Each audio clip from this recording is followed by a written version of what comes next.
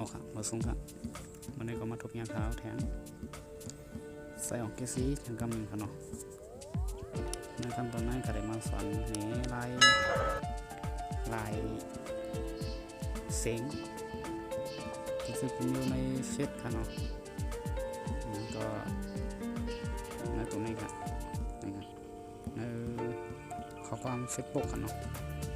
ว่าพวกมันโทรมามันก็สิ่งข้อความในเฟซบุ๊กตรงนี้ปันมานั่นดีละลายในเนื้อหลายเลยครับเอาค่ะน้องสุดท้ายเขานั่นเลยนะครับเนาะเขาในแอปอะไรครับ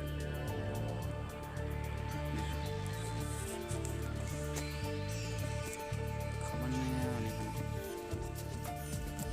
เขามาเยอะนี่เขามาเนี่ยเขามาเนี่ยดีนี่ครับ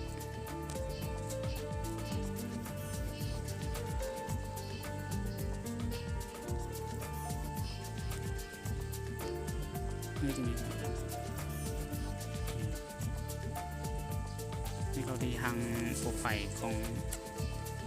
ข้อความห้องขนมนี่เขาเนี่ยเริ่มขึ้นครับเราไม่รู้ไล่ขึ้นเลยนี่ครับนะตัวหางหินนี่ครับหางหินตัวนี้ครับนี่หางหินขนมเขาปากนะ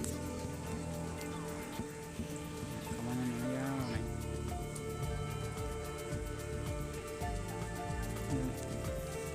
ให้เป็น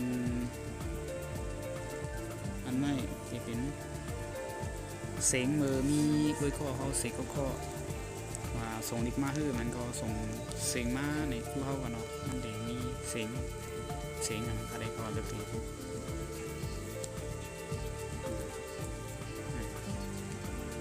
มันเดี๋ยวเขาแจ้งไว้ตรงนี้ครับเดี๋ยวกำลังดูแจ้งไว้ตรงนี้ครับนั่นจะเป็นลายเสียงมุดกันนี่นะลายเสียอันใดอันหนึ่งก่อนเนาะมันก็ได้เต็กอันหนึ่งให้ครับ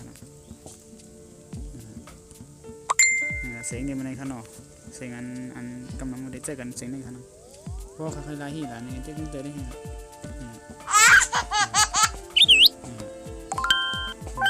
ลองได้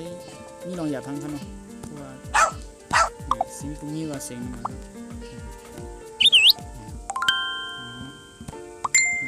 ใครได้ขึ้นเจอกันเก่าอีกครั้งท่านในใครหนีไปก่อครับพี่น้องเขาตีตัววิดีโอคนในอยู่ขนมหลายในที่นี้ยาวกว่าขนมในเป็นลายเสียงเป็นโทรมาผมใจครับเสียงข้อความเข้ามาขนมMessenger เนาะMessenger Facebook นี่ขนม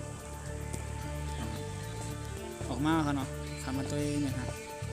นี่เป็นเสียงมือบนโทรเขามาครับโทรเขามาทางเฟซเขาครับให้เราไล่เลยครับเขาก็ไล่ได้ครับเดี๋ยวเรามาดูครับถ้าเป็นเสียงนี่ครับเสียงนี่ครับเสียงนี่ก็เลยครับเสียงนี่ก็มันเป็นนี่ครับได้ทั้งหมด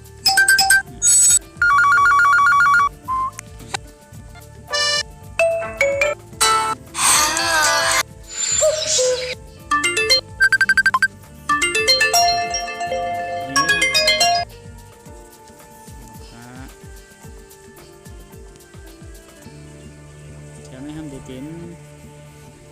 เมื่อวันมีสายเข้ามาใน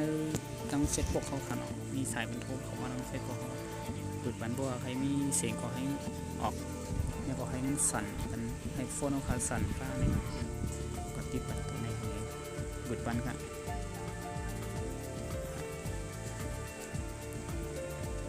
ก็มีกันไหมค่ะเนาะแต่ในMessenger ขอความเฟซบุ๊กกันออกขึ้นก็ไม่เป็นไร